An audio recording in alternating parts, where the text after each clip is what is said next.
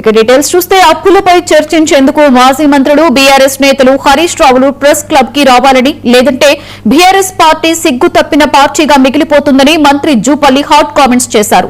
అప్పులపై చర్చించేందుకు మంత్రి పొన్నం ప్రభాకర్ కాంగ్రెస్ నేతలతో కలిసి ప్రెస్ క్లబ్ కి చేరుకున్న ఆయన మీడియా సమావేశం నిర్వహించారు. తాజాగా హరీష్ రావు తనకు రాసిన బహిరంగ లేఖపై జూపల్లి స్పందించారు. అప్పులపై తాను కేసీఆర్, కేటీఆర్, హరీష్ రావులను చాలా వివరంగా లేఖ రాశారని, హరీష్ మాత్రం కట్టుకథలతో తనకు లేఖ పంపారని విమర్శించారు. ప్రభుత్వం తీసుకున్న అప్పులు మాత్రమే 4,17,00,000గా పేర్కొన్న హరీష్ రావు కార్పొరేషన్ల నుండి తీసుకున్న అప్పులను అందులో పేర్కొనలేదు అన్నారు.